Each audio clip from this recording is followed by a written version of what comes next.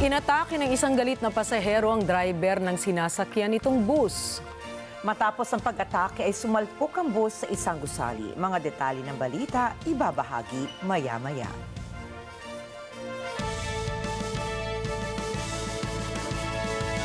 Magandang gabi, ako po si Ricky Matay. At ako naman si Nina Flores. Ito ang Mata ng Agila International. At para naman sa headlines ngayong Biyernes ng gabi.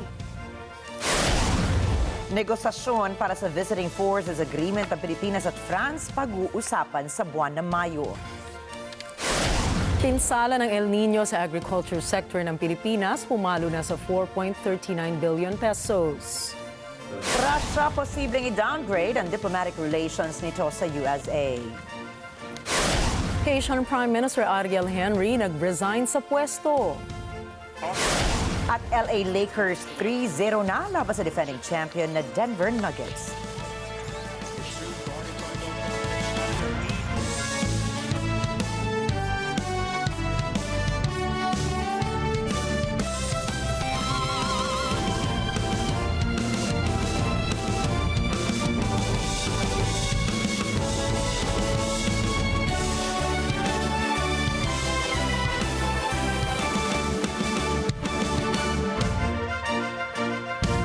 Sisimulan na po ng Pilipinas at ng bansang France ang negosasyon para sa posibleng Visiting Forces Agreement o VFA sa pagitan ng dalawang bansa sa buwan ng Mayo. Ipinahayag ni French Ambassador Marie Fontanelle na magkakaroon ng Defense Committee meeting at ang Pilipinas at France sa third week ng May sa Paris. Sa isang pahayag, sinabi ni Fontanelle, we will have an opportunity in May to maybe start officially the negotiations or at least discuss the modalities because there will be a meeting in Paris of the Cooperation and Defense Committee, which is a regular committee that has already taken place last year and held every 18 months. It's a regular one. Matatandaang noong December 2023, pinirmahan ni na Defense Secretary Gilberto Teodoro at French Minister of the Armed Forces Sébastien Lecornu ang isang letter of intent para palakasin ang defense and security cooperation ng dalawang bansa. Ayon kay Fontanelle, kabilang dito ang commitment para simulan ang negosyasyon para sa VFA.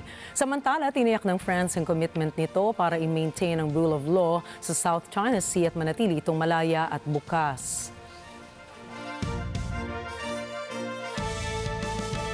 Magkakasa ang mga sundalo ng Pilipinas at United States of America ng counter-landing live fire exercises sa May 6 bilang bahagi ng Balikatan Exercises 2024. Sa nasabing aktibidad, inaasahang gagamit ang mga kalahok na militar ng iba't ibang high-powered weapon systems. Kabilang na po ang 105 at 155mm howitzer mula sa Philippine Army at Philippine Marines at 4 na tangke mula naman sa Armor Division. Kasama rin dito ay ang isang fast attack craft mula sa Philippine Navy, .50 caliber platform mula sa US Marine Corps, kasama ang kanilang Javelin anti-tank missiles at multi-role anti-armor, anti-personnel weapon system. Dagdag pa ang US Air Force MQ-9 unmanned aerial vehicle at B-52 heavy bomber. Ang naturang pagsasanay po ay isang military tactic na layuning pigilan o itaboy ang mga kalabang puwersa bilang depensa sa teritoryo ng bansa kung saan itatampok din ang joint counter-landing fires. Aabot sa mahigit 16,000 na mga sundalo mula sa Philippines at USA ang kasali sa Balikatan exercises ngayong taon na itinuturing na pinakamalaking joint military exercise sa pagitan ng dalawang bansa. Ipinahayag ng National Security Council o NSC na posibleng makialam na at manggulo ang foreign entities sa 2025 national at local elections. Sa isang pahayag, sinabi ni NSC Assistant Director General Jonathan Malaya na patuloy ang pagtaas ng foreign malign interference operations sa Pilipinas. Kabilang dito anya ang mga hacking incidents sa mga websites at social media accounts ng ilang ahensya ng gobyerno. Ang naging pahayag ng NSC ay kasunod ng balbala ng Presidential Communications Office sa publiko laban sa kumakalat na audio deepfake ni Pangulong Ferdinand Marcos Jr. Sa kasalukuyan, kumikilos na ang Department of Information and Communications Technology, ang Philippine National Police o PNP at ang National Bureau of Investigation para tugisin ang nasa likod ng audio deepfake ng Pangulo. Inilabas ng Department of Justice o DOJ ang isang babala hinggil sa mga posibleng parusa sa mga pulis na mapatutunayang nakikipagtulungan sa International Criminal Court o ICC. Ito ay kaugnay ng kamakailang pahayag ni dating Senador Antonio Trillanes IV tungkol sa ilang aktibong pulis na umano'y nakikipag-ugnayan sa ICC ukol sa investigasyon nito sa dating Administrasyong Duterte. Ayon kay DOJ spokesperson Assistant Secretary Jose Clavano, maaaring harapin ng mga pulis sa sangkot sa issue ang mga administratibong kaso at maalis pa sa serbisyo. Unang iniutos si Pangulong Ferdinand Marcos Jr. sa lahat na huwag makipag-ugnayan sa ICC at sino mang lumabag ay ituturing na guilty sa malubhang pagkukulang sa tungkulin o paglabag sa otoridad ng mga pulis at opisyal ng gobyerno. Bilang tugon, sinabi naman ni PNP spokesperson Colonel Jean Fajardo na wala pa silang natatanggap na impormasyon tungkol dito at hindi rin nila alam kung ano at kung saan nanggaling ang impormasyon mula sa naturang mambabatas. Pumalo na sa 4.39 billion pesos ang naging pinsala ng El Nino sa agriculture sector ng Pilipinas ayon sa Department of Agriculture o DA. Ayon sa DA, nasa 85,232 farmers at fisher folk ng 11 rehiyon sa bansa ang apektado na nito. Kabilang dito ang mga rehiyon ng Cordillera Administrative Region, Ilocos Region, Cagayan Valley, Central Luzon, Calabarzon, Mimaropa, Bicol Region, Western Visayas, Zamboanga Peninsula, Davao Region at Soc-Sargen. Dagdag pa ng ahensya, aabot sa 77,731 hectares ng agricultural areas ang nasira na ng El Nino. Karamihan ng apektado dito ay ang palay at mais.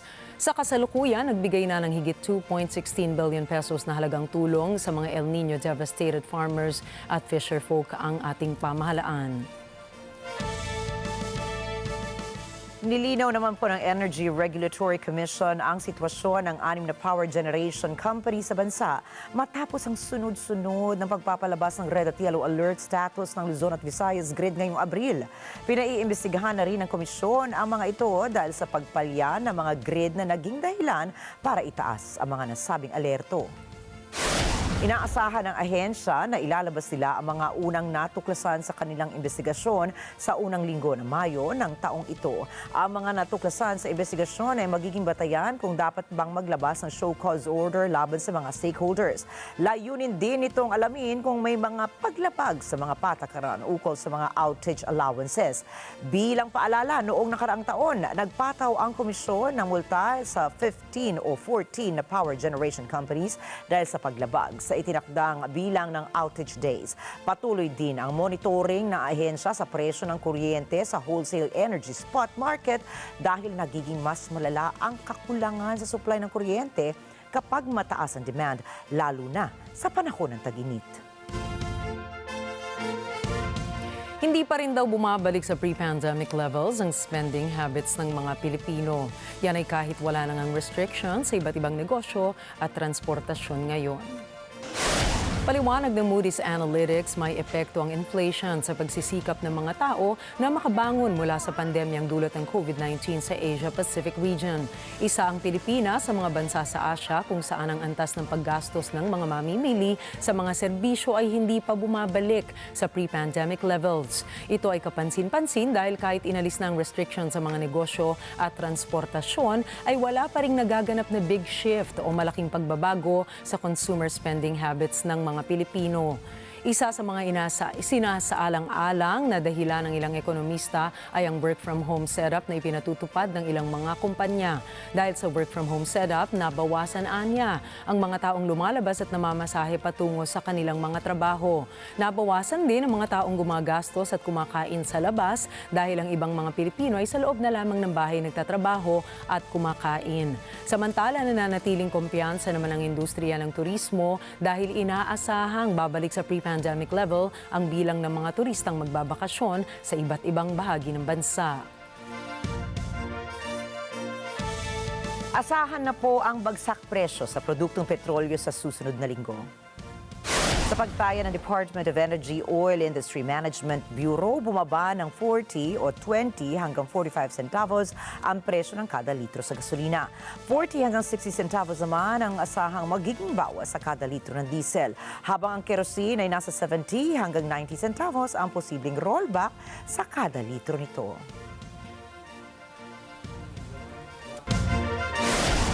Susunod, Russia nagbigay ng diplomatic warning sa Estados Unidos. Haiti PM Ariel Henry nagbitiw na sa pwesto. At 200 araw makalipas ang simula ng Israel-Hamas war, muling nanawagan ng mga bansa para pakawalan na ang Hamas hostages. Ang detalye ng mga balita sa pagbabalik ng mata ng Agila International.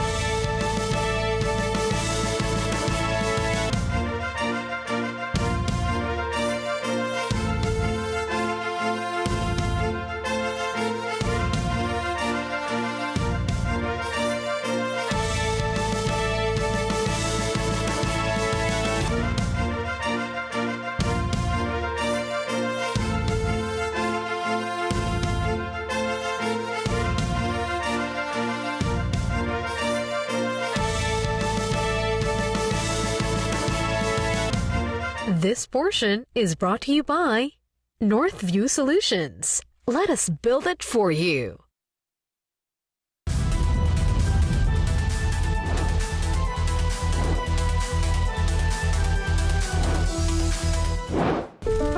Viral ngayon, pagkilala sa isang fire volunteer at responde sa pamilyang biktima ng malagim na insidente ng mga sunog. Inyo pong tunghayan. Expose. Motorista, nabunggo sa EDSA. Nakaaksidente, nagtatago nga ba? Exclusive. #1 food supplement na King's Herbal Plus. May hatid na benepisyo ngayong matindi ang init ng panahon. Ilang pang natulungan ng lingap ka Kings, magsasalita na. Hindi na po nananakit yung mga paa ko. Hindi na po pinupuligat. Malaking tulong po talaga. Nagpapasalamat po ako sa King's Herbal po. Sabado, alas 6 hanggang alas 7 ng gabi. Ito ang Responde. Mata ng Mamamayan. Let's live together. Sunday 25. Sunday 25. This portion is brought to you by 318 Automart.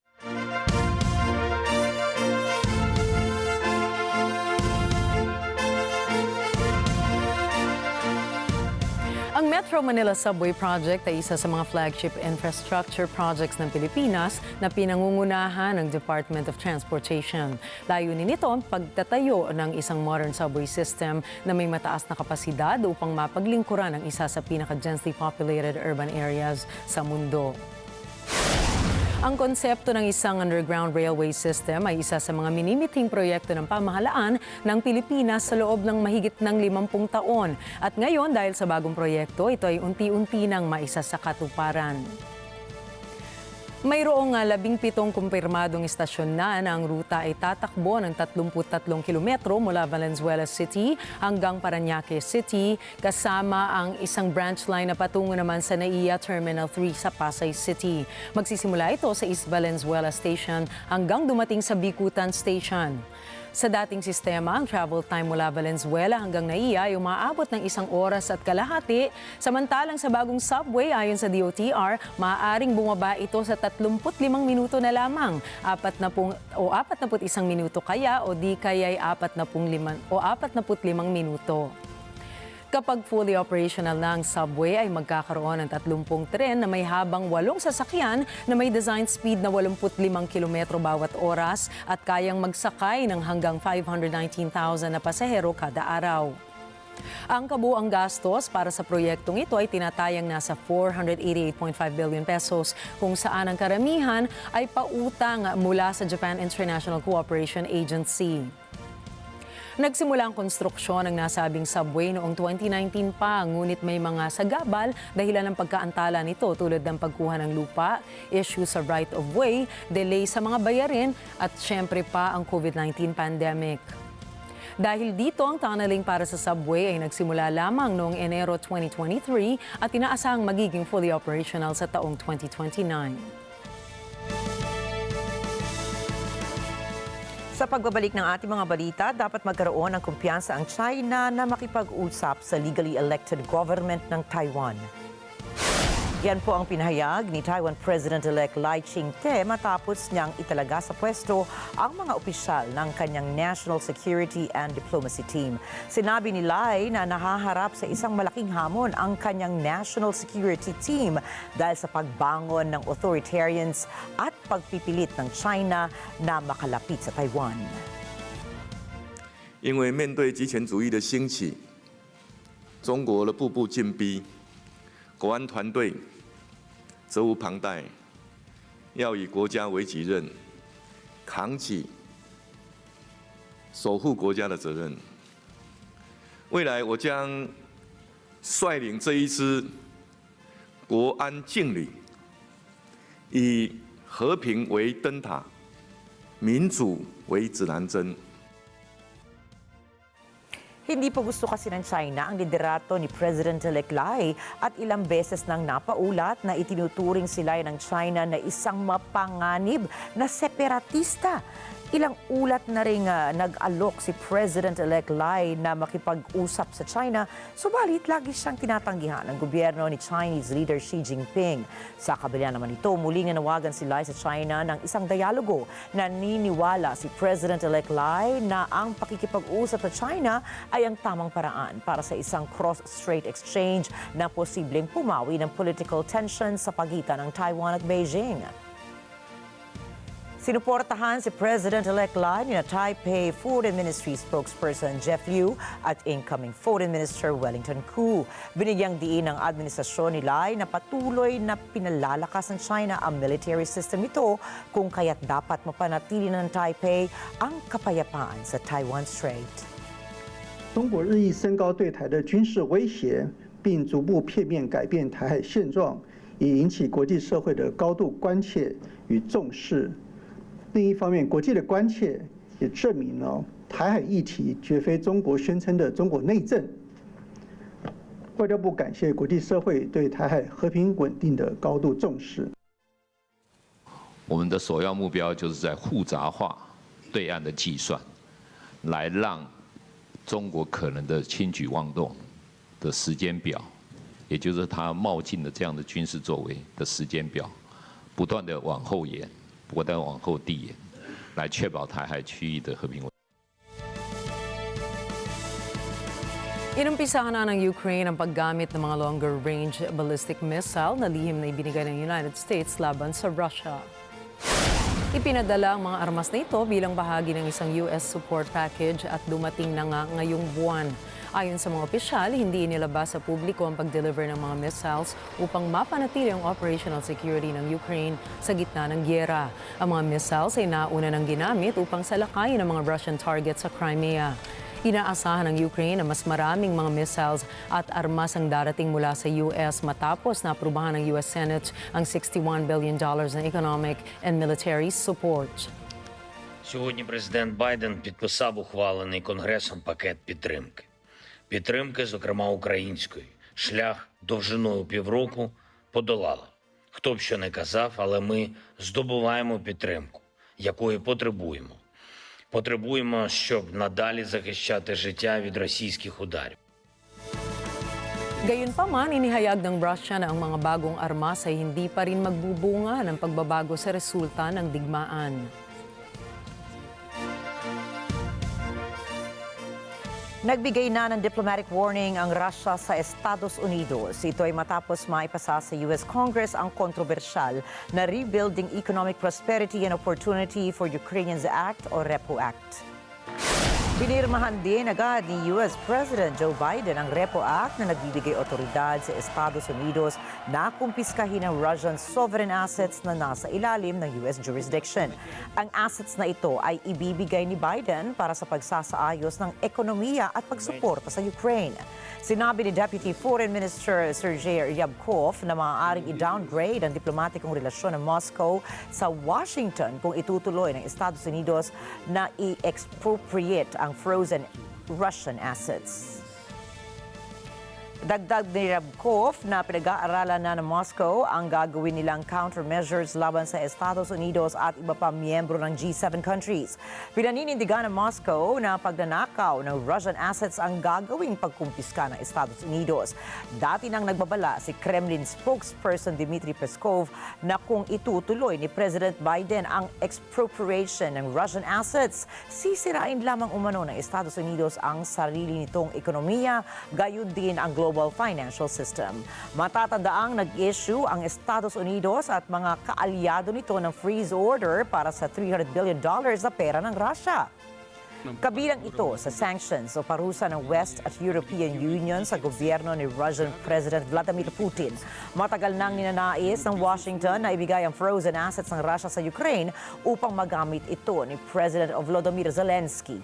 Pero mariing pinaalalahanan ni U.S. Senator Rand Paul ang kanyang mga kasama sa Senado na ang pagkumpiska ng Russian assets para sa Ukraine ay isang act of economic war.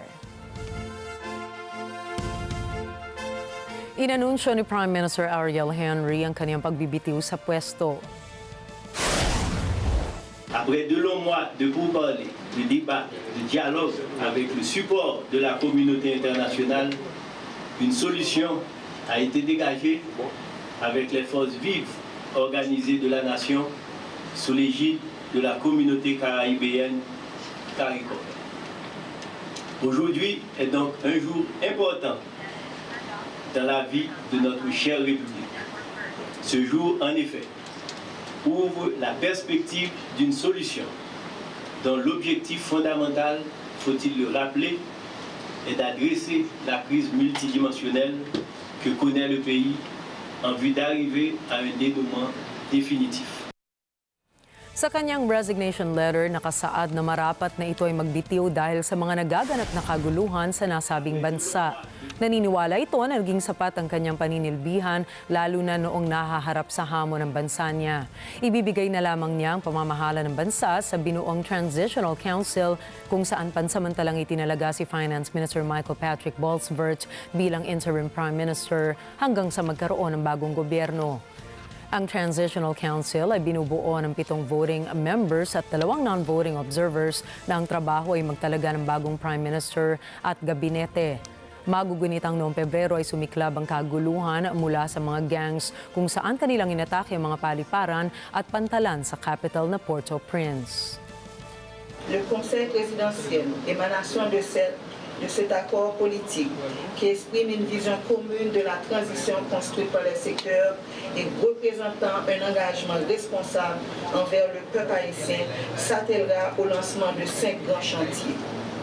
Le rétablissement de la sécurité publique, l'organisation de la conférence nationale et de la réforme constitutionnelle, la réalisation des élections générales démocratiques, crédibles et participatives, la restauration de la justice, de l'état de droit et des droits fondamentaux des citoyens et citoyennes, le redressement institutionnel et économique.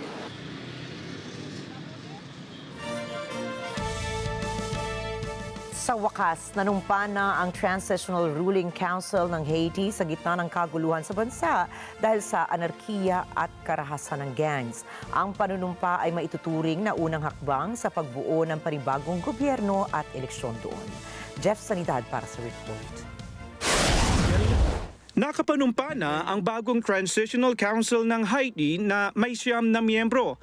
Ang konsehong ito ang magsisimula ng pagbabalik ng kaayusan at kapayapaan sa bansang binalot ng matinding karahasan nitong mga nakaraang buwan. Isinumite na rin ni Haitian Prime Minister Ariel Henry ang matagal nang inaabang pagbitiw niya sa posisyon. Ayon kay Michael Patrick Bolsvert na tumatayong Prime Minister ngayon, ang panunumpang naganap ay ang pagpataw sa konseho ng kinabukasan ng bansa at ng mga mamamayan. Anya, ito ay mahalagang araw para sa Republika. Sinalubong ng selebrasyon ang bagong konseho sa labas ng Presidential Palace sa kabisera ng Haiti, ang Port-au-Prince. Doon nila binigkas ang oath of office at pagkatapos ay nanumpa sa opisina ng Prime Minister. Matapos bumaba sa pwesto ni Henry na kanyang ipinangako, basta't makapagtatag na ang bagong konseho, pinasalamatan niya ang mga tao sa oportunidad na maglingkod sa bansa na may integridad, karunungan at karangalan. Mamumuno ang bagong konseho hanggang sa nakatakdang eleksyon sa Pebrero 2026. Ang Haiti ay may 11.6 million na mamamayan na nagdaranas ng kahirapan, maligalig na pamahalaan at sakuna sa loob ng maraming taon. Ito ang pinakamahirap na bansa sa Americas. Jeff Sanidad para sa Mata ng Agila International. Trusted, connected, on point. Umabot na sa kabisera ng Estados Unidos ang pro-Palestinian protest sa mga universidad. NJ de Guzman para sa mga detalye. Sa Washington, nagtayo ng kanilang solidarity encampment ang mga estudyante ng Georgetown at George Washington University. Idagdag pa ang planong pag-walkout ng mga mag-aaral sa Georgetown. Ang pagsali ng dalawang universidad sa pro-Palestine protest ay dahil sa kumakalat na mga demonstrasyon sa bansa laban sa gera ng Israel at Hamas, pati na ang sitwasyong pangkatauhan sa Gaza. Sunod-sunod na sumulpot ang encampments kasali ang New York University at Yale kung saan marami ang inaresto. Gayon din ang Harvard, Brown, MIT at University of Michigan. Nagbitiw ng salita si US President Biden na ang anti-Semitism ay walang lugar sa school campuses. Ngunit sinabi rin ng White House na sumusuporta ang Pangulo sa kalayaan ng pamamahayag sa mga universidad sa bansa.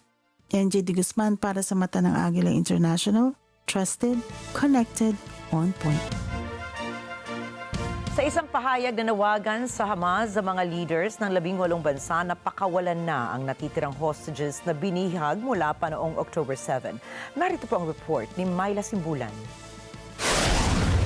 Sa pangunguna ng Estados Unidos, Britain at France, hinihingi sa Hamas sa mga pinuno ng 18 bansa na agad napakawalan na ang hostages nito. Lampas na sa 200 araw na ang mga ito ay binihag ng militanteng grupo. Ayon sa joint statement, sinabi ng mga leader na kapag pinakawalan na ang hostages, matagalang ceasefire ang kapalit nito na magdadala naman ng karagdagang humanitarian assistance para sa Gaza. Ito rin anya ay maaaring magwakas sa kaguluhan doon.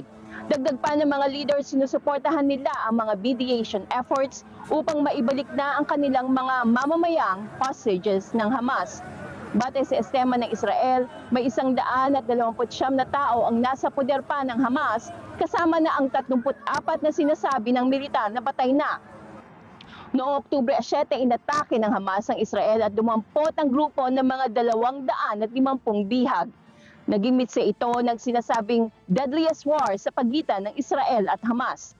Ayon sa Israel, may 1,170 katao ang namatay sa pag-atake ng Hamas. Samantala, ayon naman sa Health Ministry ng Palestine na pinatatakbo ng Hamas, may 34,505 na ang namatay dahil sa pagganti ng Israel.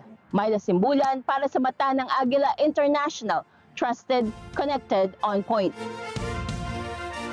Kinasuhan po ng isang grand jury sa Arizona ang 18 kataong sangkot sa plano umanong paglikha ng isang listahan ng mga pekeng elektor para kay Donald Trump noong 2020 US elections. Kabilang dito ang 11 taong naglingkod bilang mga pekeng elektor at 7 kaalyado ni Trump na tumulong umano sa plano. Ipinahayag ni Arizona Attorney General Chris Mays ang mga paratang na sinasabi na ang 11 fake electors ay sinampahan ng mga krimen na pandaraya, peking dokumento at conspiracy. Bukod sa mga peking elektor, ang mga kilalang kaalyado ni Trump ay sinampahan din ng kaso sa pagtulong sa plano, kabilang sina Mark Meadows, John Eastman, Boris Epstein, Rudy Giuliani, Jenna Ellis, Christina Bobb at Mike Roman. Sinasabi ng kasong itinakda na ang mga defendants ay hindi kasamang co-conspirators nagplano umano upang pigilan ang legal na paglilipat ng kapangyarihan sa pagkapangulo kay Joe Biden. Kahit na may koneksyon siya sa kaso, hindi kasama sa mga sinampahan ng kasong kriminal si Trump sa kaso sa Arizona, USA. Sinabi ng isang opisyal na nakipagsabwata ng dating Pangulo sa ilang tinatawag na electors na tawagin siyang panalo noong 2020 US presidential elections. Ngunit sa kabila nito, si Trump anya ay hindi nakasuhan. Si JC Yumol para sa mga detalye. Ang kasong ito ay kawangis ng isinampa sa Georgia kung saan humaharap si Trump at iba pa sa mga kasong kriminal. Ang tinatawag na peke o fake electoral schemes ay nabanggit din ni Special Counsel Jack Smith sa Federal Election Subversion case laban kay Trump sa Washington. Ang mga tinatawag na electors ang kinatawan ng nanalong kandidato sa bawat estado. Lumalagda ang mga ito sa opisyal na mga dokumento na ipinadadala sa Kongreso matapos ang eleksyon. Sa kabila ng pagkatalo ni Trump sa Michigan, sinasabing nilagdaan ng kanyang mga kinatawan ang mga dokumento na nagsasabing siya ang nanalo. Noong Hulyo 2023, nagsampa ng reklamo ang Attorney General ng Michigan laban sa 16 na sangkot. 15 ang nagsabing hindi sila guilty. Ang isa naman ay nakipag-bargain na makikipagtulungan sa prosekusyon kapalit ang pagbaba ng reklamo laban sa kanya. Ayon sa investigador ng kaso na tumistigo sa preliminary trial nitong Miyerkules, marami pa ang sangkot ngunit hindi nasampahan ng kaso. Nang tinanong kung kasali si Trump at ilan sa associates nito, sumagot si Special Agent Howard Shack ng oo. JC Yumul para sa mata ng Agila International, trusted, connected, on point. Sinimulan na po ng US military ang pagtatayo ng pier para mapabilis ang pagpasok ng humanitarian aid sa Gaza. Yolanda Espiras para sa report. Inanunsyo ng Pentagon na nagsimula na ang construction ng Gaza Pier na noong Marso ay ipinangako ng US na itatayo nito. Ayon kay Pentagon spokesman Major General Pat Ryder, inumpisahan na ng US military ang mga unang hakbang ng paggawa ng pansamantalang pier at daluyan ng aid sa Gaza. Tinatayang magsisimula ang operasyon ng pier itong Mayo. Binanggit ni Ryder na may ilang mortar attack na nauwi sa kaunting pinsala malapit sa lugar kung saan binabalak nilang ibagsak ang aid. Ngunit ito ay nangyari bago pa man dumating ang US forces dito. So first of all, when it comes to the temporary pier and the causeway, those are being constructed offshore, out at sea, and are essentially nowhere near mortar range. So that's we're aware of reports that a small number of mortars landed in the vicinity of the marshalling yard area for humanitarian assistance that will eventually be the delivery site that this pier will support. Sinabi ng mga opisyal ng US na ang pagpapatayo ng pier ay hindi nangangahulugang boots on the ground.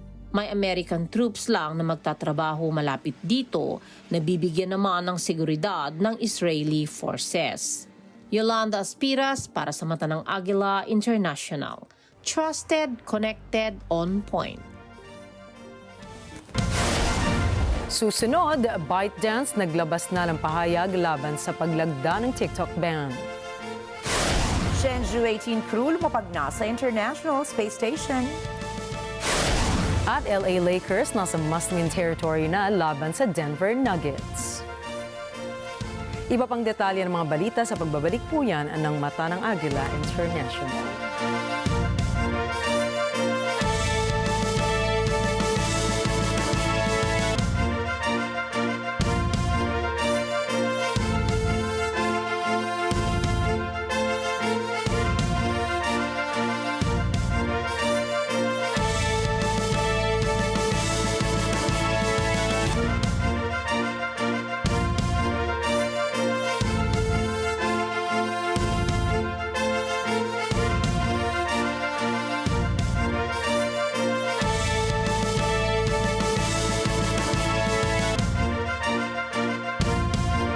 This portion is brought to you by Rollback Builders.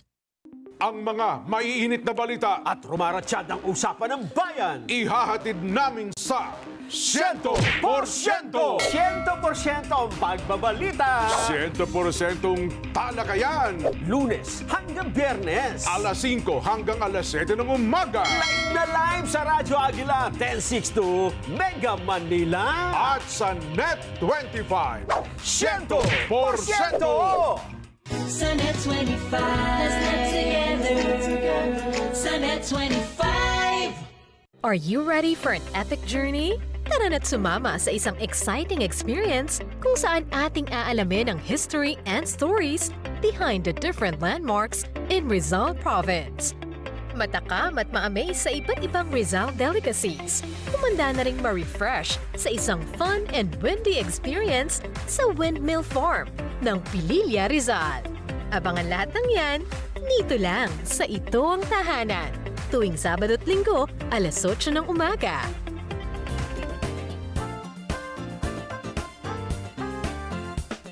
Let's net together. Sa Net 25. Sa Net 25. This portion is brought to you by North Luzon Express Terminal.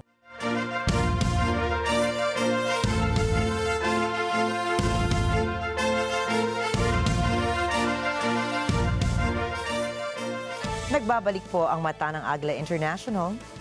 Sa pagpapatuloy ng ating mga balita ngayong gabi, nasunog ang iconic Oceanside Pier sa San Diego, California, USA.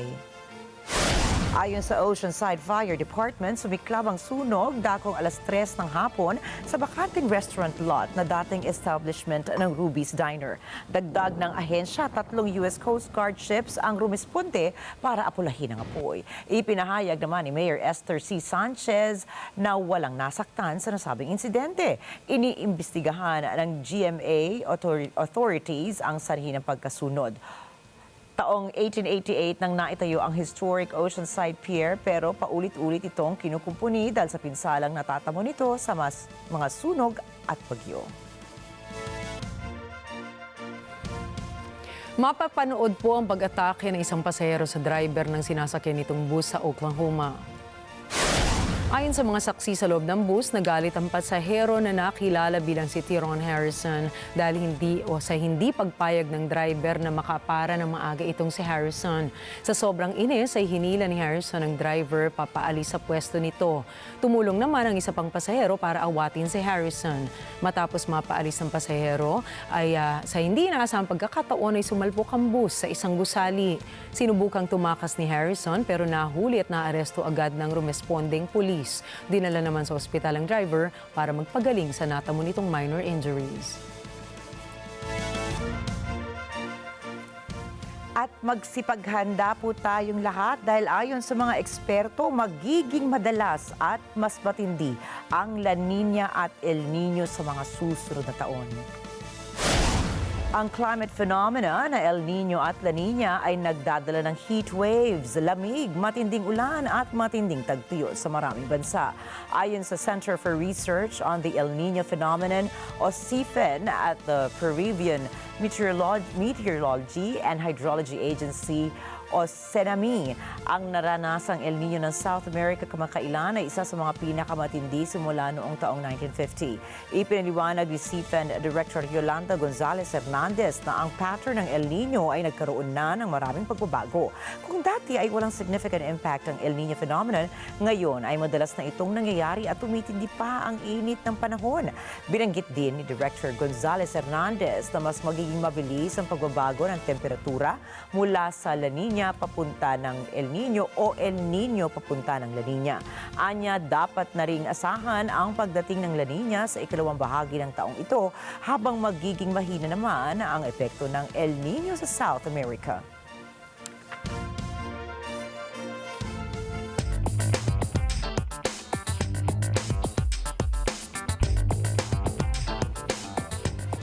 Ayon sa data na inilabas ng gobyerno ng Estados Unidos, sinasabing kapansin-pansin ang panlalamig ng ekonomiya ng bansa nitong unang 3 buwan ng 2024. Si Rosel Feria para sa detalye. Tumaas man ng 1.6% ang ekonomiya ng US kulang ito sa inaasahang 2.5% na pag-angat. Ayon sa Commerce Department ng bansa, sinasabing bumagal at nabawasan ang paggastos ng mga taga rito, gayon din ang pag-e-export ng mga negosyo. Ito rin anya ay malinaw na pagbagal kumpara sa 3.4% na pagtaas noong huling 3 buwan ng 2023. Pahayag naman ni US President Joe Biden ukol sa report, patunay lamang ito na nananatiling matatag ang ekonomiya ng Amerika na may steady at stable growth. Binigyang diin din ng Pangulo na nananatili ang unemployment rate na mababa sa 4% sa loob ng 2 taon. Ngunit sinabi rin ni Biden na marami pa ang dapat gawin dahil masyadong mataas ang presyo ng bilihin at hindi ito kayang sabayan ng mga pamilyang naghahanap buhay. Rosel Feria para sa Mata ng Agila International, trusted, connected, on point. Samantala, nagpahayag ang TikTok noong Miyerkules na lalabanan nito ang bagong batas sa Estados Unidos na nag-uutos na hiwalayan nito ang mga Chinese na may-ari ng social media app. Kung hindi, ang app ay tuluyan ng ibaban sa bansa. Alamin natin kung ano ang kinakaharap ngayon ng pinaka-downloaded na app sa buong mundo. Chantel Santos para sa detalye. May 270 araw ang TikTok na humanap ng non-Chinese buyer kung ayaw nitong tuluyang maban sa Estados Unidos. Ito ay ayon sa batas na pinirmahan kamakailan ni US President Joe Biden. Ayon sa White House, maaari nitong i-extend ng 90 days ang deadline ng 1 beses lamang. Sinabi ng TikTok na lalabanan nito ang bagong batas sa Korte ng Amerika. Anito nilalabag ng bagong batas ang karapatan ng malayang pamamahayag. Noong 2020, napagtagumpayan ng TikTok ang kawangis na pag-uutos ni dating US President Donald Trump. Sinasabing mahihirapan ng TikTok na makahanap ng buyer dahil sa kailangan nito ng kumpanyang malalim ang bulsa. Malamang na hindi papayagang bilhin ng Meta o Google ang app dahil sa antitrust concerns. Masyado na kasing dominado ng mga ito ang social media market. Kung walang bumili sa TikTok matapos ang palugit na deadline, hindi na maaring magamit sa US ang app na ito sa Apple man o Android app stores. Ikinagalit ng China ang galaw na ito ng US. Baka niya pamarisan nito na kung ang isang Chinese company ay malakas, pipilitin ito na ibenta sa iba. Kung tuluyang mawala ang TikTok, ang sinasabing makikinabang ng husto ay ang Meta at Google na may apps na katulad ng TikTok, ang Reels at Shorts. Ang TikTok ay tinatayang may 170 million users sa US. Chantel Santos para sa Mata ng Agila International, trusted, connected, on point.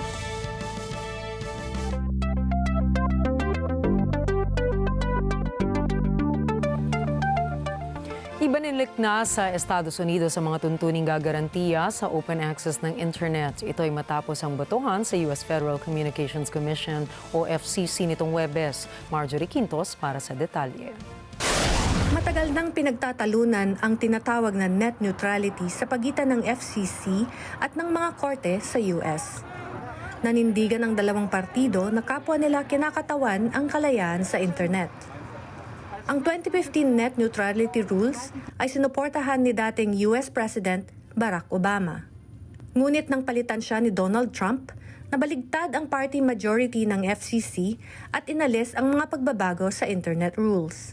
Ayon kay FCC Chair Jessica Rosenworcel, naniniwala ang komisyon na may karapatan ang bawat consumer sa mabilis, bukas at patas na internet access. Bumoto ang komisyon ng 3-2 upang ibalik ang mga tuntuning pang-internet mula sa panahon ni Obama. Ibinabalik ng mga tuntunin ang karapatan ng gobyerno na gawing serbisyo ang internet na nasasakop ng regulasyon tulad ng tubig at telepono. Dagdag pa ni Rosenworcel, tinitiyak ng net neutrality policies na maaaring gamitin ang internet ng hindi kinokontrol ng broadband provider. Malinaw anya na walang karapatang mag-block ng websites ang provider o pabagalin ng serbisyo o isensor ang online content nito. Marjorie Quintos para sa Mata ng Agila International. Trusted, connected, on point. Dumating na sa Chang'e Space Station ang crew ng Shenzhou 18 mission ng China. Ayon sa state media ng China, dinala ang crew nito gamit ang Long March 2F rocket na nilaunch mula sa Yukon Satellite Launch Center. Dagdag ng ahensya, pinangunahan ni Ye Guangfu, isang fighter pilot, ang space mission. Kasama ni Ye ang ibang astronauts na sila Li Kong, Li Guangsu at first time na sasabak sa isang space flight. Ang Shenzhou 18 mission ang latest na hakbang ng Beijing sa space program nito magpapadala ng tao sa buwan sa taong 2030. Gumamit ang Russia ng kanilang veto sa isang draft resolution ng UN Security Council na sinusuportahan ng Japan at United States na naglalayong pigilan ng isang nuclear arms race sa space. Ang nasabing draft resolution ay naglalayo na masunod ang Outer Space Treaty na nagtataguyod ng mapayapang paggamit ng space at humihiling ng pagbabawal sa pagdevelop ng nuclear arms at iba pang weapons of mass destruction para sa deployment sa Earth orbit. Sa botohan, sumuporta ang 13 sa 15 miyembro ng Security Council sa draft resolution, ngunit nag-abstain ang China at ginamit ng Russia ang kanilang veto power. Matapos ang botohan, sinabi ni US Ambassador sa UN Linda Thomas-Greenfield na ito ay isang pagtatangkang gawing hindi epektibo ng Russia ang global non-proliferation regime. Samantala, iginiit ni Russian Ambassador sa UN si Vasilina Benzia na dapat pag-usapan ng lahat ng mga miyembro ng UN ang issue at hindi lamang ng Security Council. Kinondenan niya ang draft resolution bilang isang political na propaganda na anya ay sinasabing ang tunay na layunin ng Washington sa pag-introduce ng nasabing draft ay upang sirain ang imahe ng Russia.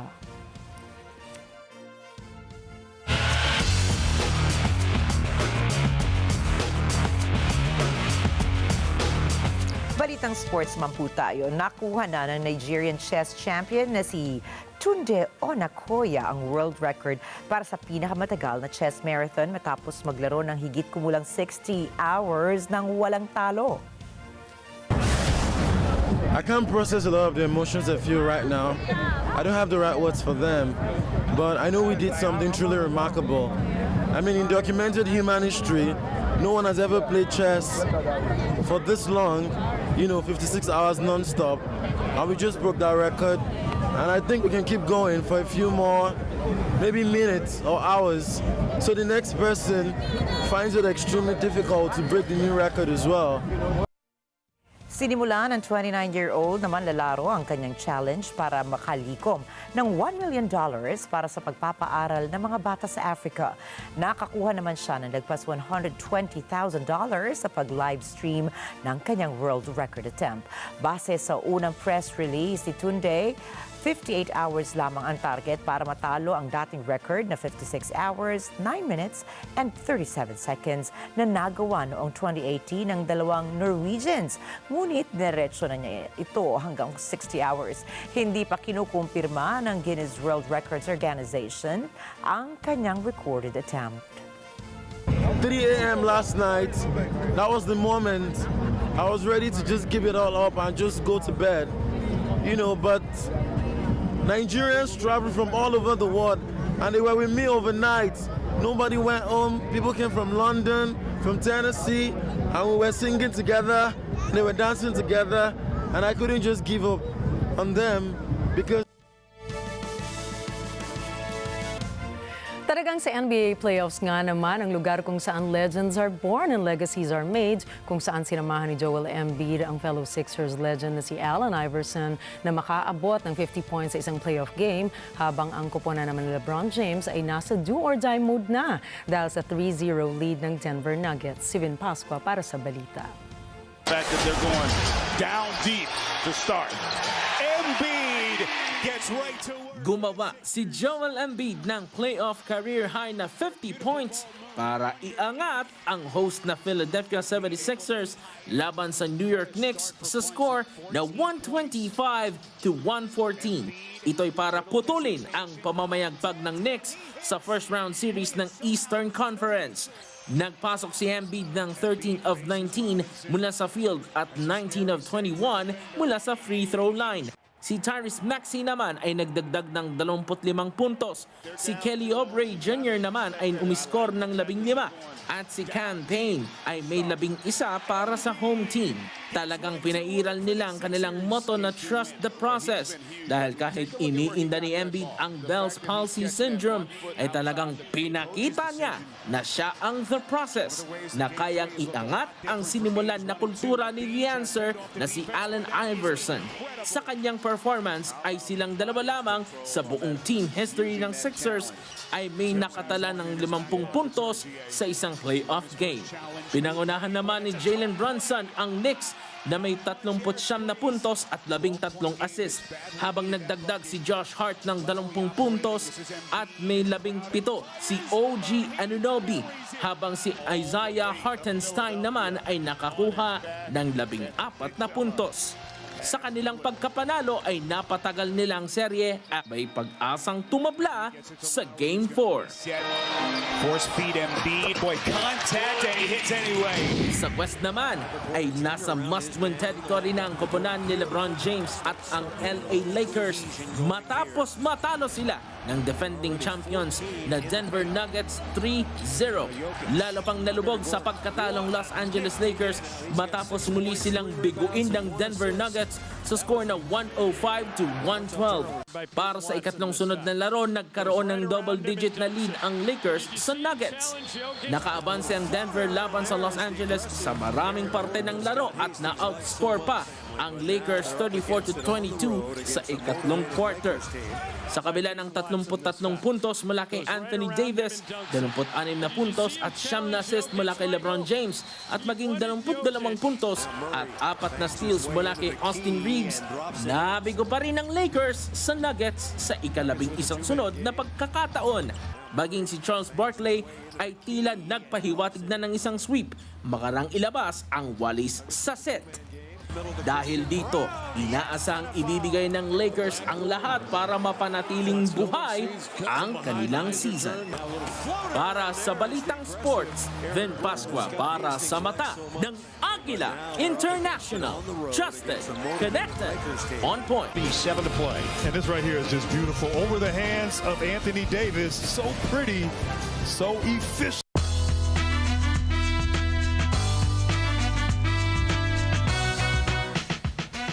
Listen to the song here in my heart, at hindi lang listen ang ginawa ni Beyonce Knowles, kundi pinadalhan pa niya ng bouquet of flowers at toy plushies ang kanyang 2-year-old Pinoy fan.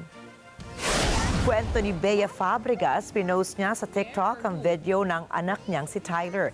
Tinanong ni Tyler ang mommy niyang si Bea kung nasaan si Beyonce at kung pwedeng bisitahin ang Grammy Award-winning na singer. Pero sagot naman ni Mommy Bea, hindi natin kilala si Beyonce. Sagot naman ni Tyler, ay fan siya ni Beyonce at magkaibigan daw sila nito. Panoorin po natin ang cute na convo na mag-ina. Beyonce. What? Who's Beyonce? Where or who? Who is Beyonce? Beyonce's in her house, baby. You like her songs? Can they visit Beyonce? No, we don't know her personally. We don't know her personally. She's not Mama's friend. She doesn't live here also, baby. She's her friend. She's her friend? Yeah. I haven't met her. Beyonce is my friend. Beyonce is your friend? Yeah. Okay, well, can you introduce me to Beyonce? Yeah. Okay. I don't know her personally. Oh, you know her personally. You She's find- my friend. Beyonce is your friend? Yeah. I want to meet her. You wanna meet her? I know, me too, baby. I wanna meet her too. Maybe one day we can meet her. Yeah. Yeah. Sure. Sure. Nag-viral po ang TikTok video ni Tyler at nag-direct message ang publicist ni Beyonce na si Yvette Shore kay Mommy Bea. Nagulat naman si Mommy Bea dahil nakarating at napanood mismo ni Beyonce ang video ni Tyler at Bea.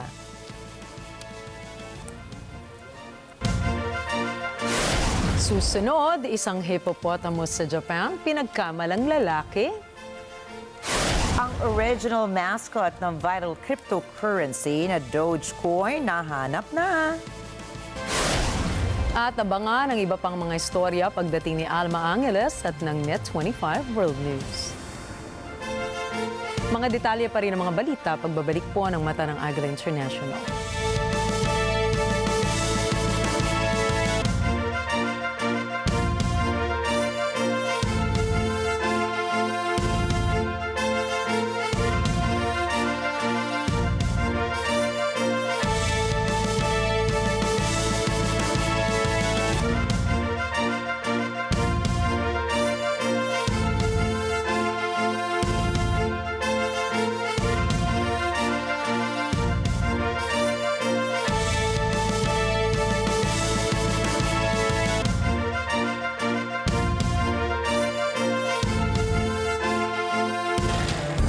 We're digging into the exciting world of food franchises, and we'll be exploring the ins and outs of this dynamic industry, from the latest trends to the challenges and rewards of running a successful concession business. Mr. Walter Buenavista, CEO and President of Shawarma Shack, will be sharing his first-hand experience and insights with us. Whether you're a seasoned entrepreneur looking to expand your portfolio or simply a foodie curious about the world of franchising, this is the show for you. There's a market for all. Siguro may competition pero meron at meron na para sa'yo. Open for Business with Cesar Vallejos, Sunday, 9 p.m. Sunday 25.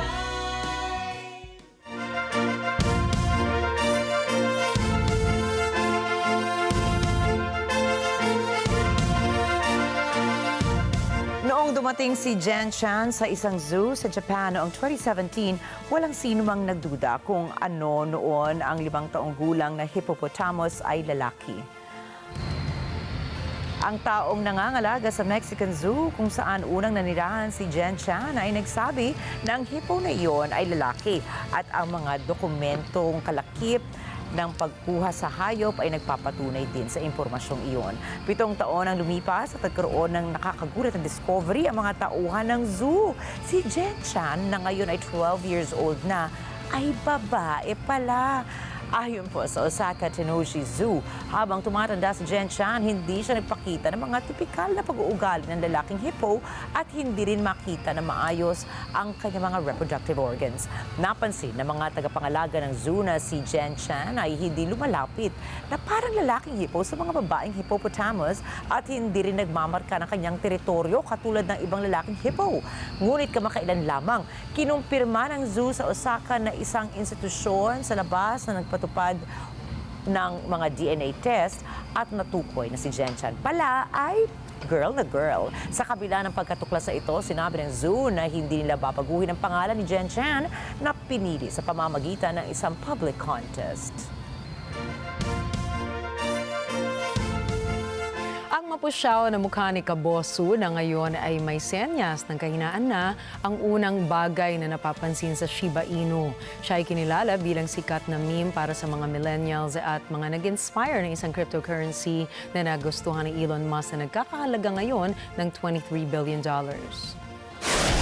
Para kay Atsuko Sato, si Kabosu ay ang dating tuta na dati niyang iniligtas kasama niya tuwing araw sa trabaho sa isang kindergarten. Sinabi ni Sato na ito ay isang kakaibang karanasan na malaman na ang kanyang aso ay isa na palang sikat na internet celebrity. Noong 2010, 2 taon matapos ang pag-ampon sa Shiba Inu, ipinost ni Sato ang isang larawan sa kanyang blog na nagpapakita kay Kabosu na nakasampa sa sofa at nagbigay ng nakasisilaw na tingin sa kamera. Ito ang larawan na naging simbolo ng Doge meme at naging isang NFT digital artwork na binenta ng $4 million. Ang meme ay lumitaw mula sa isang post sa online forum hanggang sa naging isang kultura na kumalat mula sa mga kwarto ng mga mag-aaral hanggang sa mga email sa opisina. Sa wakas, itong larawan ay ginamit sa naging ika-8 pinakamahalagang cryptocurrency sa mundo, ang Dogecoin. Yan ang nga ba sinasabi ko eh. Dogs, no? Naalala ko tuloy yung joke natin nung isang gabi. Kagabi? Ulitin ba natin? Diba? Yung nauntog na aso. Ano nga pala yun kung di na napad kagabi? Diba? Yung anong tawag sa asong nauntog. Ano yun? Yan anong po tawag? ay Dog. Pero nakaka-good vibes talaga. Pero ito rin nakaka-good vibes. Yung nag-viral na video. Actually, napanood ko yun, Nina. Noong unang nilabas ni Tyler na Pinoy na 2-year-old na fan na Beyonce knows, di ba? Sabi niya nga, friend daw niya. Or friend ng mommy niya, si Beyonce. Nakakatuwa yung mga bata kasi alam mo, iba ang faith kasi ng bata eh. True. Napaka-limitless ng paniniwala nila and in their hearts, they actually believe na walang imposible. Oo, at nakita mo naman, di ba? It's actually been proven true na pag pinaniwalaan ng bata, eh hindi talaga imposibleng mangyari. Ayun. It's really the faith, I think, no? And the hope na... The faith of a child na sinasabi. Yes, pagiging childlike din talaga nila. And ako yan si Beyonce. Kung ikaw ba, gusto mo magpa-viral tayo kay Beyonce? Hingi diba, tayo ngayon na ba? ng flowers, ng bouquet at baka padalan tayo ng marami dito. Nakakatuwa, di ba? Exciting. Nung kabataan pa naman natin, di ba? Tanda mo, Destiny's Child pa si Beyonce. Oo, magaling na siya talaga noon pa man. At nakita mo naman hanggang ngayong year 2024, namamayagpag pa rin talaga ang karera nitong si Beyonce knows, ang ating si Queen Bey. Yun, no? Ayan. So, congratulations sa'yo, Tyler, tsaka kay Mami Bea. Dahil imagine nyo, talagang kaibigan nyo na si Friends Beyonce. nga talaga sila. Diba? At tandaan po, naku, weekend na pala, Nina. So, happy weekend sa'yo. Happy weekend din sa'yo, Ricky, at sa kanilang lahat. Pero tandaan, mula Lunes hanggang Biyernes, narito po kami ni Nina para maghatid ng balita sa among dako na mundo. Muli, ako po si Ricky Matay. Happy weekend. At ako naman si Nina Richie Alagaw Flores na bumabati rin ng isang meaningful at happy weekend sa inyong lahat. Ito po ang Mata ng Agila International.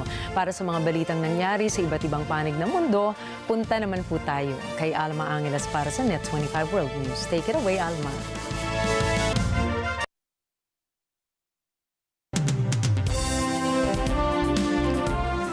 Thank you, Nina and Ricky. On tonight's program, we begin with a major international development. Take a look. The United States and Russia clashed at the United Nations in New York City over concerns that Russia is building nuclear weapons potentially deployable in space. And we now turn to a significant escalation in another conflict. American officials confirmed Ukraine's use of long-range ballistic missiles secretly provided by the U.S. And this is the latest addition to a larger U.S. support package, raising the stakes considerably. Elsewhere on the international stage, tensions continue to rise.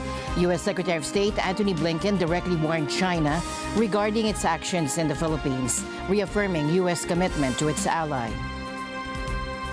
And less than 100 days until the Summer Olympics in Paris, millions of people will descend upon the French capital, raising concerns about security in light of past terror attacks. Is Paris truly prepared for this massive event?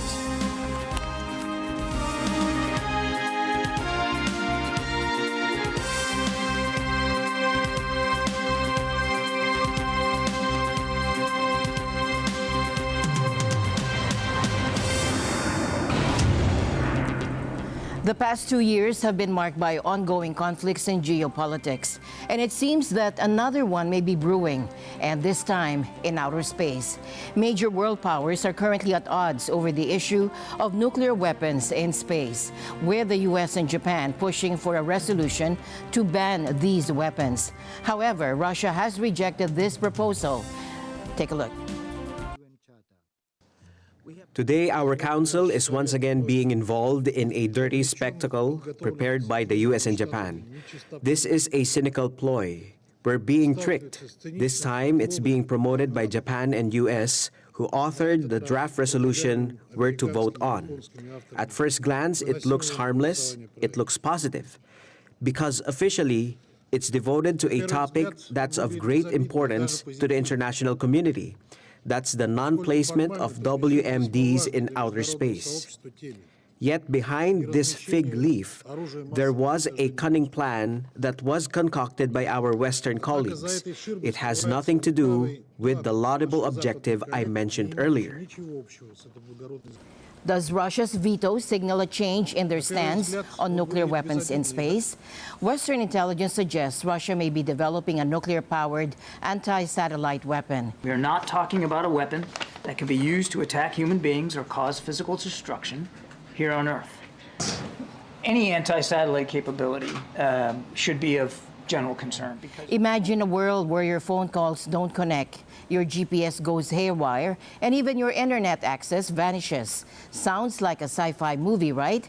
Well, that's the potential reality if a crippling attack were to target satellites, the silent workhorses orbiting Earth that power our modern lives. And that's the capability Russia is said to be after. These days, satellites are more than just twinkling lights in the night sky. They're the backbone of our global communications network, used by governments for secure communications, militaries for intelligence gathering, and by everyday people for everything from making calls to navigating with GPS. We have only begun to understand the catastrophic ramifications of a nuclear explosion in space. How it could destroy thousands of satellites operated by countries and companies around the world and wipe out the vital communications, scientific, meteorological, agricultural, commercial, and national security services we all depend on. Imagine a scenario where soldiers on the battlefield lose communication due to a satellite attack, leaving them vulnerable. Space warfare is no longer a futuristic concept. Countries like Russia are actively developing various capabilities, from cyber attacks to anti-satellite weapons and potentially even nuclear weapons. And this marks the beginning of a new and potentially dangerous arms race. What steps can be taken to prevent a full-blown arms race in space? There's been a significant escalation in the conflict. American officials have confirmed that Ukraine has begun using long-range ballistic missiles secretly provided by the U.S. These missiles are the latest addition to a larger U.S. support package recently approved by President Biden. Yes, I can confirm that the United States provided Ukraine with long-range ATACMS at the president's direction. He quietly directed his national security team to send ATACMS to Ukraine for use inside Ukrainian sovereign territory in February. They started moving as part of the military aid package we announced on March 12th, and those missiles arrived in Ukraine this month. We did not announce this at the onset in order to maintain operational security for Ukraine at their request. And I'll defer to them to speak about their use and how they may or may not be operationalized in their own military operations. Extremely helpful. Now, these are the longer-range version of the Army Tactical Missile Systems, or ATACMS. They double the striking distance Ukraine previously had, allowing them to hit targets up to 300 kilometers away. And this significantly expands their ability to target Russian-held areas, including bases and logistic hubs. And why were these missiles kept secret? Officials say it was about maintaining Ukraine's operational security. They were also concerned about escalating the conflict by striking targets inside Russia. However, Ukraine has long requested these systems, and President Biden reportedly authorized their delivery in February. As we've said on many occasions, we were unable to provide these ATACMS because of readiness concerns. But behind the scenes, the administration across the board has worked relentlessly to address those concerns. We now have a significant number of ATACMS coming off the production line and entering U.S. stocks. And as a result, we can move forward with providing ATACMS while also sustaining the readiness of the U.S. Armed Forces. So how is Russia reacting to this new development? Russia downplays the impact, claiming these missiles won't significantly change the war's outcome. However, the increased range undoubtedly poses a new challenge for Russian forces.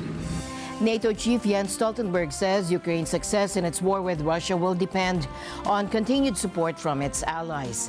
And Stoltenberg believes Ukraine will be victorious. Thomas I. Likeness reports. It is not too late for Ukraine to prevail. Those words of optimism from NATO Secretary General Jens Stoltenberg. He says more help is on the way from NATO allies. Stoltenberg admits in recent months NATO has not provided the support it promised. As a result, he says Ukraine has run out of bullets and other military gear, in part because of delays in getting aid from the U.S. These delays have consequences. Ukraine has been outgunned allowing Russia to push forward on the front line. And that has resulted in more devastation, more hardship for the Ukrainian people. Stoltenberg says for months Ukraine has not been able to fight back effectively. Ukraine has lacked air defense, enabling more Russian missiles and drones to hit their targets. The hope is now, as Ukraine rearms, there will be fewer successful Russian strikes like these, and that those Russian gains can be reversed. But U.S. National Security Advisor Jake Sullivan says that's not going to happen overnight. They are still under severe pressure on the battlefield. And it is certainly possible that Russia could make additional tactical gains in the coming weeks. NATO's Stoltenberg had harsh words for China. He says, on one hand, China wants good relations with the West, but Stoltenberg says at the same time, Beijing continues to fuel the largest armed conflict in Europe since World War II. China is propping up Russia's war economy, sharing high-end technology like semiconductors and other dual-use items with Russia. For anything to change in the Ukraine-Russian war, NATO's commitments are going to have to be turned into real deliveries of weapons and ammunition, something Stoltenberg says must be done quickly. Thomas Eichner, Net 25 World News. Chinese leaders have emphasized the need for cooperation with the U.S. despite ongoing tensions. President Xi Jinping stressed the importance of the world's two largest economies working together as partners and not rivals. Take a look. 两国应该做伙伴，而不是当对手；应该彼此成就，而不是相互伤害；应该求同存异，而不是恶性竞争；应该言必信，行必果，而不是说一套做一套。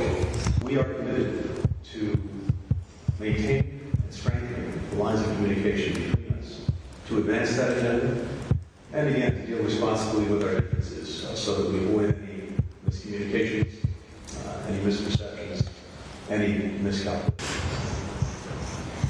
Foreign Minister Wang Yi met with U.S. Secretary of State Antony Blinken, who is on his second visit to China in less than a year. Both sides acknowledge areas of disagreement, including issues surrounding Russia, Taiwan, and trade.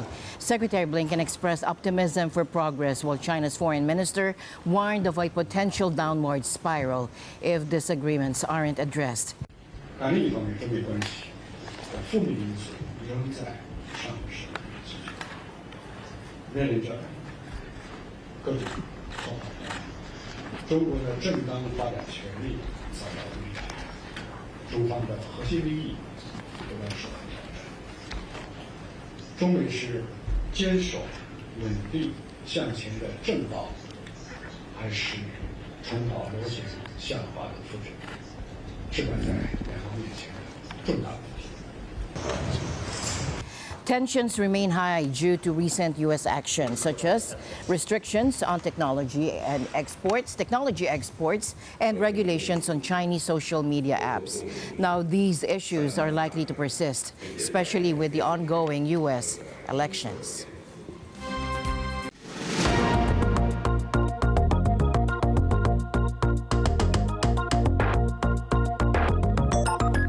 U.S. Secretary of State Antony Blinken issued a direct warning to China today regarding its assertive actions in the vicinity of the Philippines, affirming the U.S.'s unwavering commitment to defend its ally amidst escalating tensions in the region.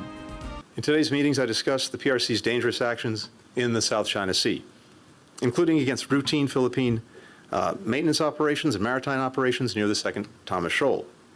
Freedom of navigation and commerce in these waterways is not only critical to the Philippines, but to the U.S. and to every other nation in the Indo-Pacific, and indeed around the world. He informed reporters that he addressed Beijing's provocative maneuvers in the South China Sea during discussions with top Chinese leaders, highlighting concerns over recent incidents near Philippine waters. That's why so many nations have expressed concern about the PRC's maritime maneuvers. I made clear that while the U.S. will continue to work to de-escalate tensions, our defense commitments to the Philippines remain ironclad. The remarks come amid heightened apprehensions over China's increasing assertiveness in the South China Sea, where it has aggressively pursued territorial claims, raising alarm bells among neighboring countries and drawing condemnation from the international community. Ships from the Philippines, the United States, and France are currently engaged in a joint naval exercise as part of Balikatan 2024. Now, the focus today was on division tactics, or DivTacs. This training allows crews to refine how they deploy their ships and work together effectively. This exercise strengthens combat readiness and operational effectiveness for all participants, according to Lieutenant Colonel John Paul Salgado, the Chief of Information for Balikatan. Participating vessels include the Philippine Navy's offshore patrol vessel BRP Ramon Alcaraz and landing dock BRP Davao del Sur. Now, the U.S. Navy's landing ship dock USS Harper's Ferry and the French Navy's frigate. Among the highlights so far, a successful cross-deck landing of a French Navy helicopter on the BRP Davao del Sur, simulated medical evacuation procedures on board the Davao del Sur. And these exercises demonstrate the interoperability between the participating forces. Balikatan 2024 runs from April 25th to the 29th. Malaysia's former Prime Minister Mahathir Mohamad is under investigation in a corruption probe involving his two sons. The Malaysian Anti-Corruption Commission, or MACC, revealed this development earlier today.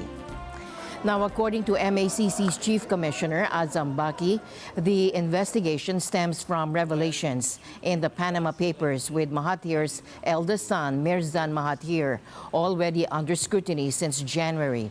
Mahathir, who is nearly 100 years old, has been a vocal critic of current Prime Minister Anwar Ibrahim.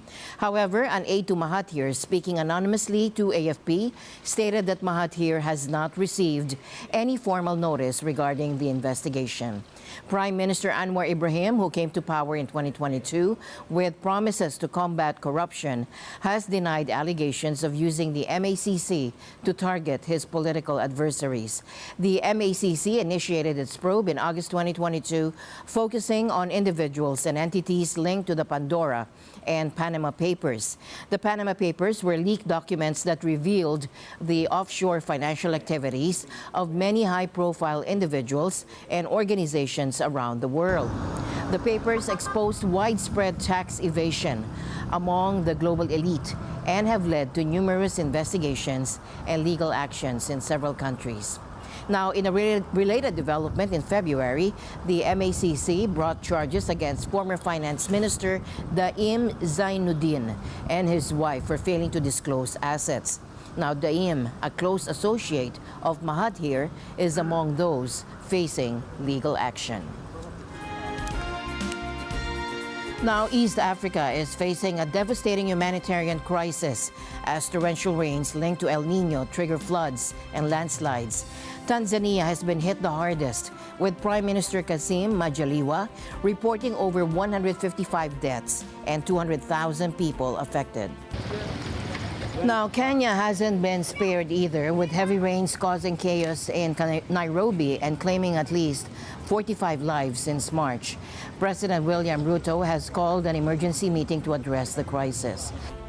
I also asked the military, and I'm happy the Minister for Defense is here, to provide some of the capabilities they have to support citizens. I was very happy. The situation is dire across the region. Burundi struggles to house nearly 100,000 displaced by relentless rains. Somalia experiences flash flooding as its rainy season intensifies, displacing over 800 people and leaving at least 4 dead. Uganda reports overflowing rivers and displacement due to heavy storms. The culprit behind this misery is El Nino. The strong weather pattern, one of the 5 strongest ever recorded, may be weakening, but its impact lingers. The World Meteorological Organization warns that El Nino influence, combined with trapped greenhouse gases, will continue to fuel extreme weather events for months to come. A 13-year-old girl appeared in court today on charges of attempted murder following a stabbing incident at a school in Ammanford. Now, the attack happened on Wednesday at Ammon Valley School. 2 teachers and a student were injured and treated at the hospital. The teenage suspect, who cannot be identified due to her age, appeared emotionless during the hearing, and she is charged with 3 counts of attempted murder and possessing a bladed weapon on school grounds. The school went into lockdown for several hours after the incident. Police are continuing their investigation, and the girl will next appear in court at Swansea Crown Court at the end of May. Forget the dog meme, meet the real Kabosu. This Shiba Inu with a twinkle in her eye isn't just an internet icon. For Atsuko Sato, Kabosu is a beloved senior pup who faithfully accompanies her to work at a kindergarten every day.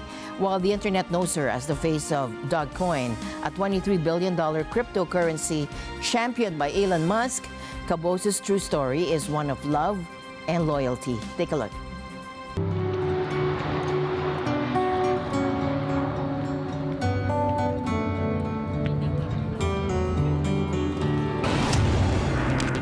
Coming up next, the historic Italian city of Venice is making waves by becoming the first major city to charge a fee for day trippers.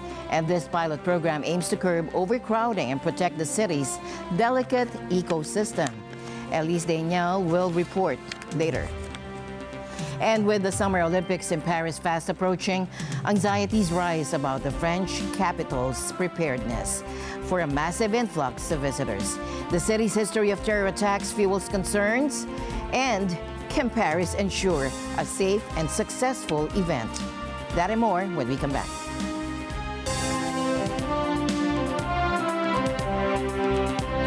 Ngayong linggo sa Cine Throwback. I want to make a toast. Come on. Thank you so much for bringing me on vacation. It's going to be the best time ever. I'm so glad you came. I wasn't sure you were going to. Yeah, here we are. Welcome aboard. All right, now just remember, the faster you breathe, the faster you use up your air. Just be patient. We're gonna add a little bit more chum to the water now. Did you feel that? The cage just moved.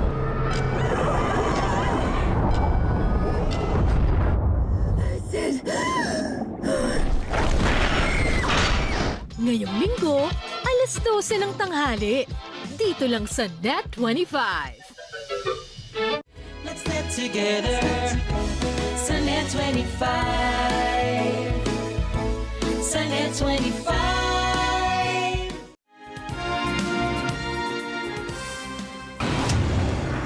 Welcome back. Venice, the city of canals, is known for its stunning beauty and rich history.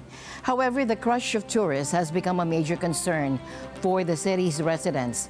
In a bid to manage the crowds and preserve the fragile ecosystem, Venice has launched a pilot program, a first for a major city, charging an entry fee for day trippers. Elise Daniel reports.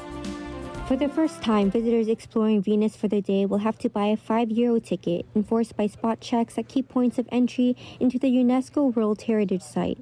Mayor Luigi Brignaro says nearly 16,000 people bought tickets on Thursday, the first of 29 days throughout 2024, when the entry fee will be charged as part of a trial. Storie prima, qui ci vorrà penso almeno 2 o 3 anni di sperimentazioni fatte magari in maniera anche diversa, migliorata di anno in anno come penso, in maniera da vedere effettivamente il risultato pratico. Il risultato pratico deve essere quello che la città, come adesso, è vivibile, la gente si muove. Considered one of the most beautiful cities on the planet, Venice is a top tourist destination, but is drowning under the weight of the crowds. There is no limit to the number of tickets available.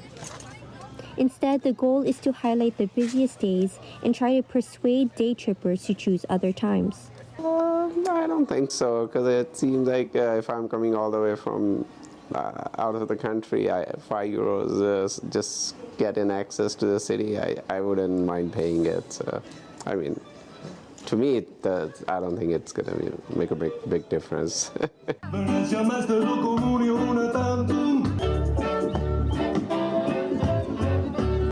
But some residents are strongly opposed.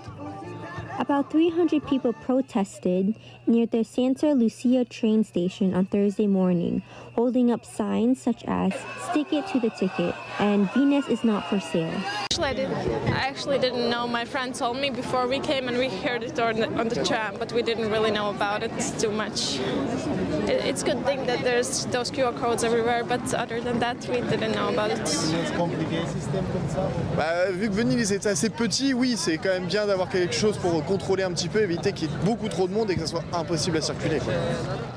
The fee for now is required mostly on weekends, from May to July. It can either be purchased online or at the new ticket office at the train station. It is required only between 8:30 a.m. and 4 p.m. Overnight visitors who already pay a tourist tax and children under the age of 14 exempt. Residents just need to show their identity documents. Ricordare a tutti che siamo nell'Unione Europea e che anche l'Italia, nella sua Costituzione, garantisce il libero passaggio, come il Trattato Schengen, in tutti i territori dell'Unione e d'Italia. Quindi non si capisce perché Venezia debba essere una cosa diversa. No ticket. Sì, non si paga per entrare in città, anche perché chi paga poi, tra l'altro, è una percentuale minoritaria. Those without tickets face fines of 50 to 300 euros, though officials say they are seeking to persuade rather than punish. Elisania for Net 25 News. We turn now to Paris, the host city for this year's Summer Olympics. Millions of people, including athletes, spectators, and world leaders, are expected to descend upon the French capital in less than 100 days. But with a history of terror attacks, is Paris truly prepared for such a massive event? À J-92, l'ambition de cette cérémonie est toujours la même. C'est de montrer, encore une fois, une cérémonie inédite, ouverte à effectivement 220 000 personnes sur les quais hauts et 100 000 personnes sur les quais bas. Une cérémonie sur 6 km de long, c'est totalement inédit, regardé par 1 milliard de personnes. Et on est dans nos temps de passage avec comme priorité numéro 1 la sécurité. Donc autour de la cérémonie, on aura énormément de policiers et de gendarmes mobilisés. Je rappelle qu'on aura ce jour-là sur toute la région Île-de-France 45 000 personnels mobilisés. Il y aura en plus des militaires du dispositif Sentinelle qui seront au moins 10 000 sur la région Île-de-France. Et puis on a, au-delà de ce dispositif donc de présence importante, on aura des moyens spécialisés, beaucoup de déminage, beaucoup de points hauts qui seront tenus par des tireurs d'élite. Et puis évidemment un déminage systématique de l'ensemble de la cérémonie qui sera pratiqué. Et puis surtout... Now, Paris anticipates welcoming 13 million visitors for the Olympics. However, security concerns are casting a shadow on the Games.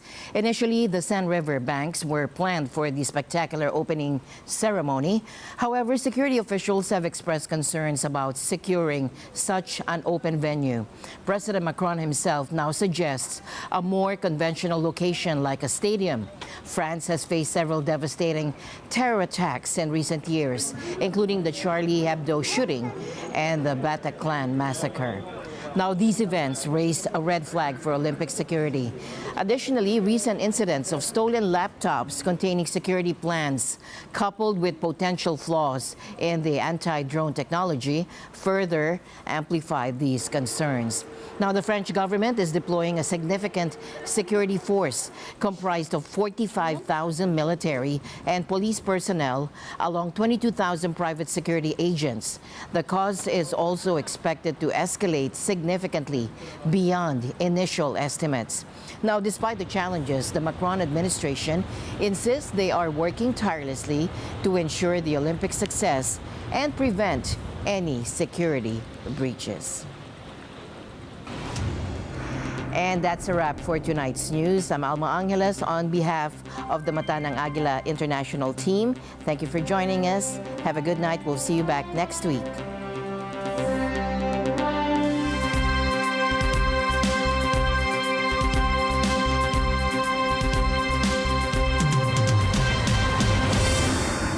This